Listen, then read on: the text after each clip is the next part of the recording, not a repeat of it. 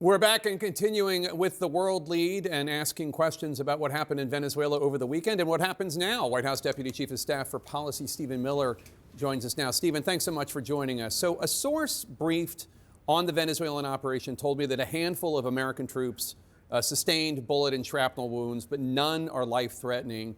Can you share with us how serious any injuries to American service members might be, and also any information you can tell us about any Venezuelan civilian casualties? Yes, well, let me take the second part first, which is that the overwhelming share of casualties and fatalities that were inflicted were against the Cuban guard that had exerted control over the people of Venezuela. So what many don't realize is that for years, Maduro stayed in power through an illicit deal with Cuban communists to provide his security because he didn't trust his own people to keep him safe. That is how much he was hated inside of Venezuela. So what our special forces encountered when they did that daring midnight assault into Caracas were armed Cuban guards, and they sustained massive numbers of casualties. I can't give you an exact number. The numbers that you've seen in terms of the Cuban guards publicly reported are probably lower than the actual number that were killed. To your first question, no, none of the, at least as I've been briefed, none of the injuries are life-threatening. Everybody is stable. And it just underscores the remarkable skill, precision, courage, and capability of our special forces. And I wanted to set the table one more time for your audience. I'm sure you've talked about it at length already. But the United States of America launched an assault force into Venezuelan territory, which has sophisticated air defense systems, which has sophisticated surveillance systems, which has weaponry that they've received that can take out planes and helicopters from our foreign adversaries that they've been stockpiling for years in anticipation of the possibility of such an action. Maduro was staying in a military fortress. In other words, since the United States had started amassing this armada under President Trump's leadership and direction, he'd increasingly narrowed the scope of his own movement, and he was sleeping in a fortress. And so we flew into Caracas. These special forces engage in direct gunfire with elite Cuban guards, and every single kill was an enemy kill. So there were no civilian casualties? Well, I didn't see any reports of any civilian casualties. But my point is that in this raging gunfire battle that took place, the point that I'm making to you is no Americans were killed. Because of the planning, skill, and preparation, the enemy sustained massive losses. Not one of our assets was lost, not one of our people was lost. So let's talk about what next. Delcy Rodriguez was formally sworn as Venezuela's acting president this afternoon. She was the vice president. She described the U.S. intervention as, quote, without a doubt, Zionist in character, unquote. Is acting President Rodriguez someone that the U.S. can work with? So the acting president put out a statement, I want to say, Jake, it was last night, pledging cooperation with the United States, pledging full and complete cooperation. But they also just passed a law saying that if you supported the operation against outlawing individuals or threatening with criminal penalties individuals if they supported the operation against Maduro. I think they did that today. Well, the good news there, Jake, is that nobody inside of Venezuela supported the operation, so it's a law without meaning or effect. Look, Jake, there's going to be some posturing that occurs when a nation has been so thoroughly defeated in this way. The United States of America, think about this, Jake. The United States of America has encircled this nation for months. One of the largest naval armadas in history has been stationed off its coast. Fighter jets have been encircling the island. We've been engaging in kinetic lethal strikes against Maduro's drug boats and trained Arauco gang members leaving the island. We have launched a complete oil embargo of the ghost fleet, the dark ships. And now on top of all of that, right, Maduro is sitting in a jail cell in New York, as is his wife. So of course there's going to be, this is very important though, of course there's going to be some posturing. Without giving anything away, I want to be very clear. Very clear. The government has sent messages, this is such an important point, Jake, to the Secretary of State, two are senior U.S. government official negotiators. They have sent message after message making clear that they will meet the terms, demands, conditions, and requirements of the United States. Okay. And I want to be very clear about that, Jim. So let's, the question about who is now running Venezuela is one that even members of Congress who are big Trump supporters say they're not quite sure about. Senate Majority Leader John Thune told CNN's Manu Raju that he doesn't know what President Trump meant by his assertion that the U.S. is running Venezuela, and he said he needs more information. Can you tell us what the president means when he says, is acting President Delcy Rodriguez in charge? Is she running Venezuela or not? Well, what the president said is true. The United States of America is running Venezuela. By definition, that's true. Jake, we live in a world in which you can talk all you want about international niceties and everything else. But we live in a world, in the real world, Jake, that is governed by strength, that is governed by force, that is governed by power. These are the iron laws of the world that have existed since the beginning of time. But in terms of day-to-day operations in Venezuela, that is acting President Rodriguez, right? It's not some sort of American emissary. What I'm saying is, we'll keep going here, Jake, so I want to say what I'm saying and then you'll follow up. But what I'm saying is just one level above that, which is that by definition, we are in charge. Because we have the United States military stationed outside the country. We set the terms and conditions. We have a complete embargo on all of their oil and their ability to do commerce. So for them to do commerce, they need our permission. For them to be able to run an economy, they need our permission. So the United States is in charge. The United States is running the country during this transition period. If that's true, obviously that doesn't mean that President Trump is setting the bus fare schedule inside the country. So doesn't mean that President Trump is assigning the K-12 curriculum in the country. The indictment that the president and the military were acting on from 2020 was of 6 people. 2 of them were seized on Saturday by our special operators. There are 4 other individuals indicted who remain in Venezuela. Is the U.S. demanding that they be turned over? One of them is Maduro's son. One of them is a former government official. One is a current government official. And one of them is the head of Tren de Aragua, as I'm sure you know.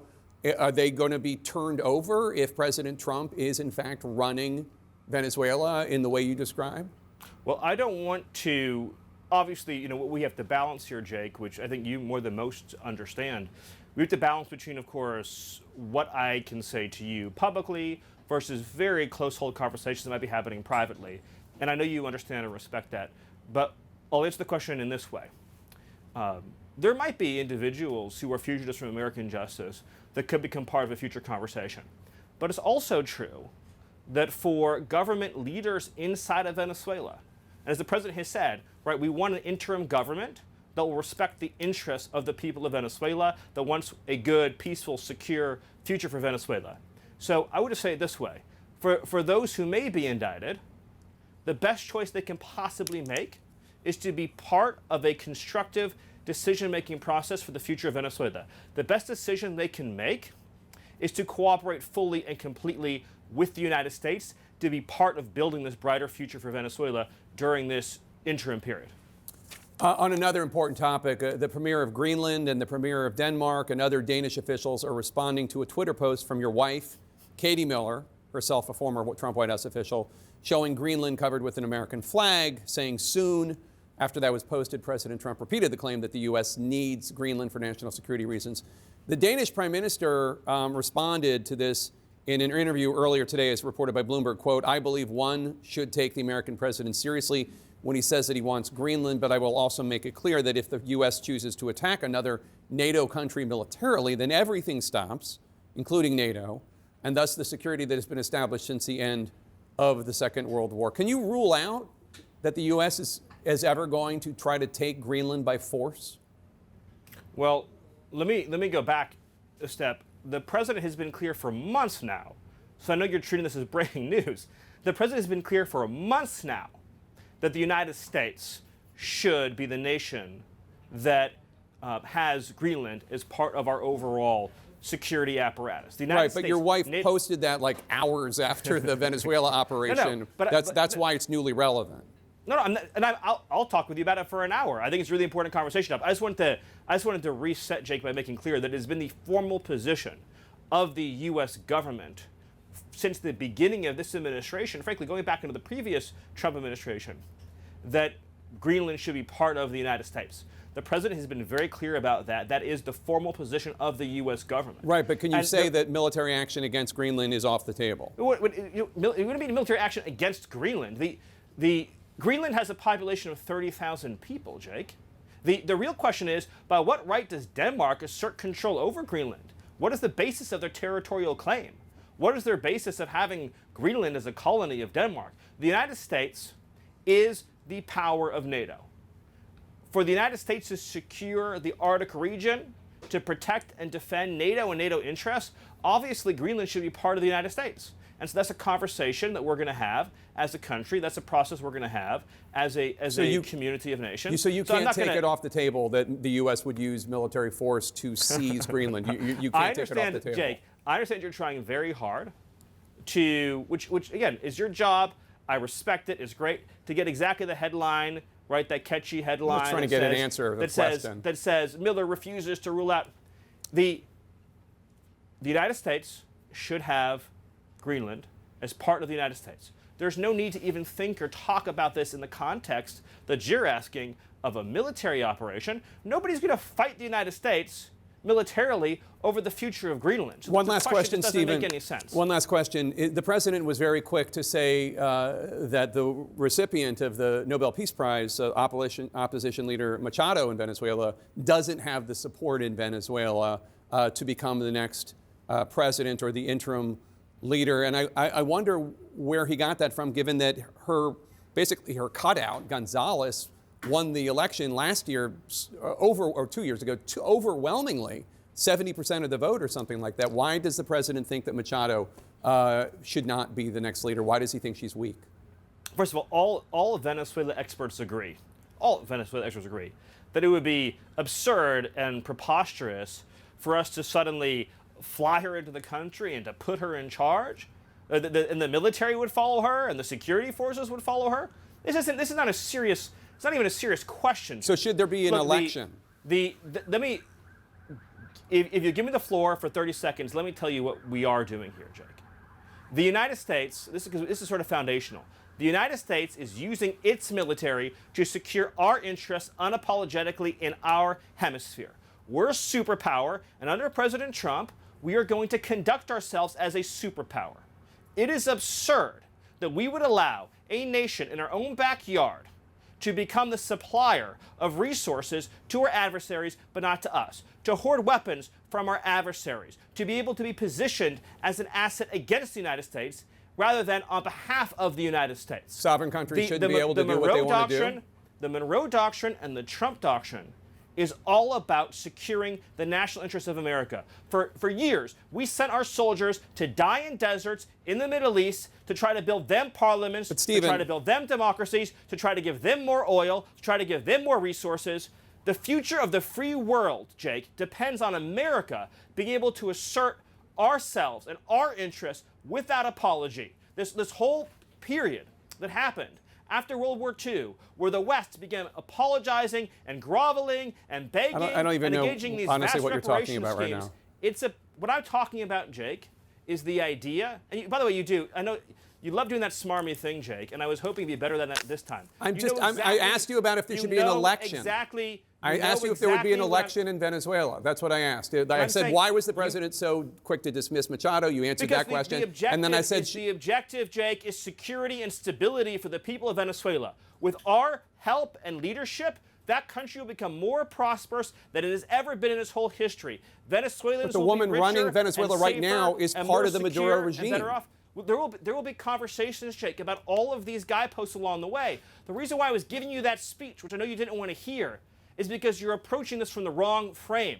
This neoliberal frame that the United States' job is to go around the world and demanding immediate elections be held everywhere, immediately, all the time, right away, to create No, these vacuums. That's not what I think, but you invaded the country. We went into the country and we seized the leader of Venezuela. Damn straight we did. And I'm saying, we're not going to let. So is the U.S. going to have new elections? Jake, is that we're not going to let Tim Pot communist dictators send rapists into our country, send drugs into our country, send weapons into our country. Okay. And we're not going to let a country fall into the hands of our adversaries. The future of Venezuela, working with America, is going to be so bright and so incredible and so positive, and we'll have a conversation about everything that you raised. But the priority right now, as the president has made clear, is a judicious, thoughtful, careful transition process to secure a great future for Venezuela and to secure a great future for America. All right. And let's just take a moment and just acknowledge, Jake, that what we've witnessed under President Trump's leadership this last week is one of the greatest foreign policy and military victories